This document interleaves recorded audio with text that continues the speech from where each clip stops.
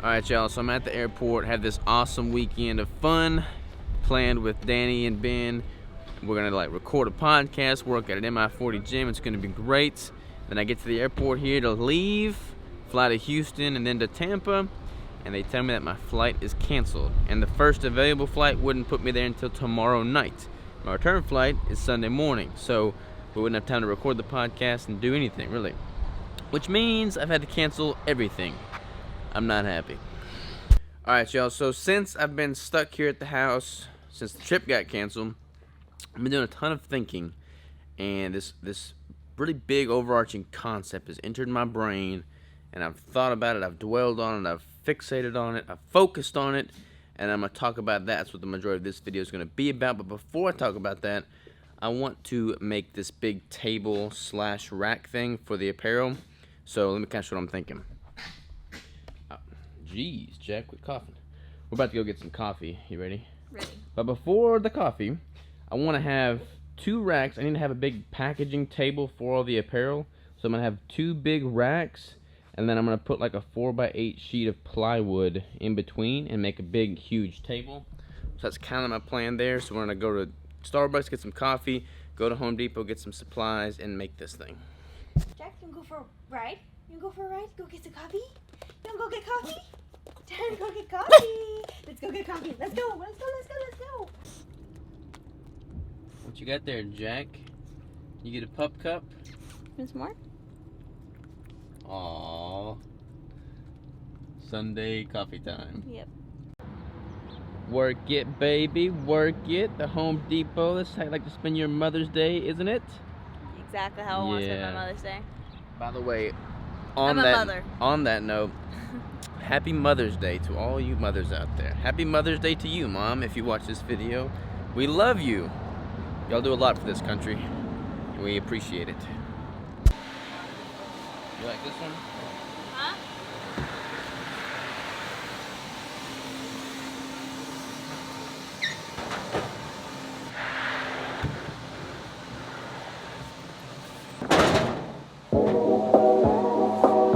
Yeah, buddy.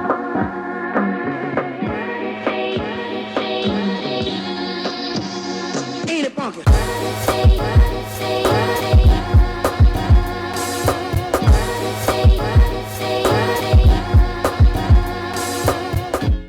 Alright, y'all, the rack is almost done, but I got interrupted by Crystal, who was kind enough to make eggs and pancakes. Keto pancakes, of course. Check it out. And don't worry, I'm just on the floor. We're on a table right now, so here we go. Looks good, baby. Smells good. I made our own Syrup? syrup. Water, monk fruit, and maple extract. Nice. Alright, y'all, check this table out. So, we got little keto brick banner rocking on that end. We got racks space here. And then we got the packaging table here. So, not sure if I'm going to leave that banner there or not.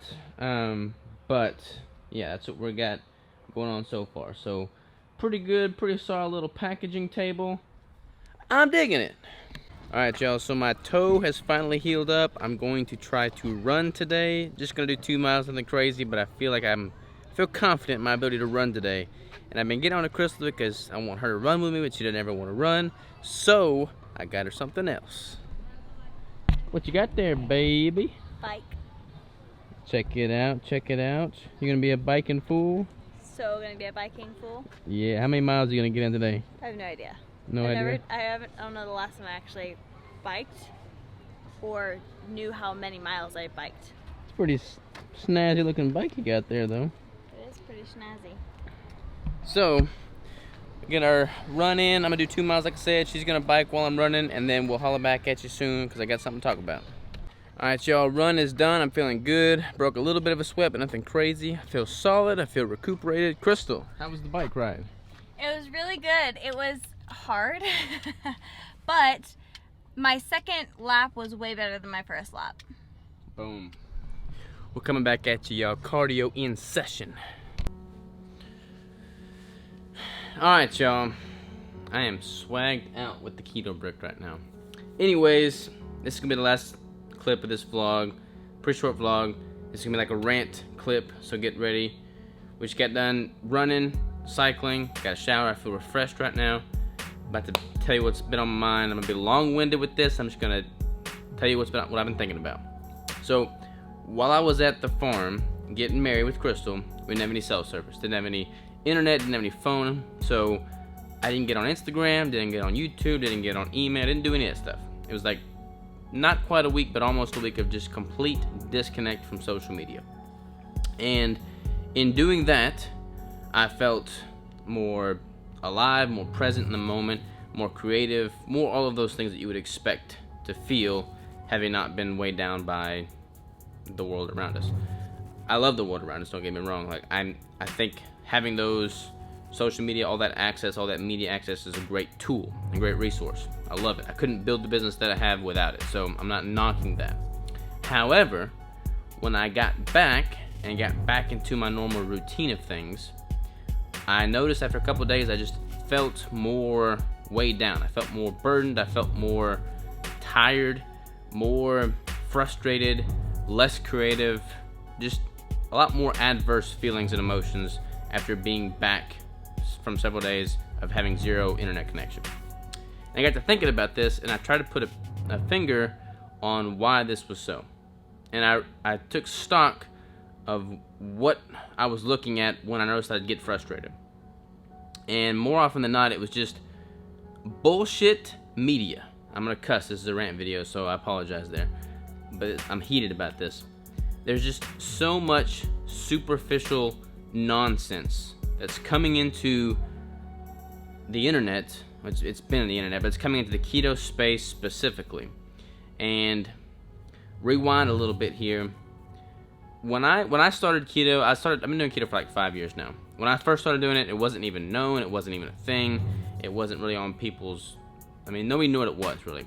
And when I first started it, there'd be like these select niche groups of people that were talking about keto, and they were like just incredibly supportive, incredibly warm and welcoming. And there's still that out there, don't get me wrong. But that is kind of like what my introduction to keto was, and like that kind of community. And I just fell in love with it. I fell in love with it because it was so genuine, so sincere, and just so giving. And I'm going to try and protect that because I want other people that haven't heard about keto yet or are just now coming in to be able to come in with the same type of, warming environment and like giving atmosphere that I was, privy to when I first started. So it pains me to see so much superficial nonsense coming into the keto space. And there's a lot of money to be made in keto now. Like it's a hot thing. It's a big booming marketplace. And with that, with business, with, commerce, with life, you're going to see people come in and try to capitalize on that opportunity. And as a businessman, I don't knock that. I think that's important. I think that's just the reality of the world we live in. And I don't even, like I said, I don't knock it. I support it. I support business. I have a business. I've got coaching. I've got, the keto brick. Obviously, I've got things that I'm using to make money and provide a life for myself and my family that is involved in the keto community. But I've never once sacrificed my beliefs, my values, my integrity to build those businesses. And it pains me to see companies come in that have no emotional tie or history with keto. They're just coming in to capitalize on making a quick buck and then get out and they'll move on to the next thing. And I realize too that that's just part of business and that's part of the world we live in and the reality of life, but it's still frustrating. It still saddens me to see people that have no emotional tie to keto, have no background, no story as to why they believe in keto, coming into the space and putting forth just superficial shit to make a dollar. I'm going to fight that. I'm going to fight that as best I know how.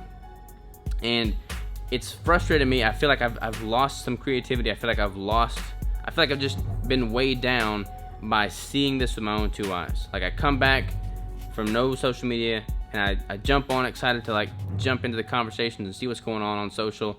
And I'm just like, it just amazes me how much nonsense is out there that used to not be out there. Like there's so much good out there too. There's a lot more information, a lot more knowledge, a lot more positive too.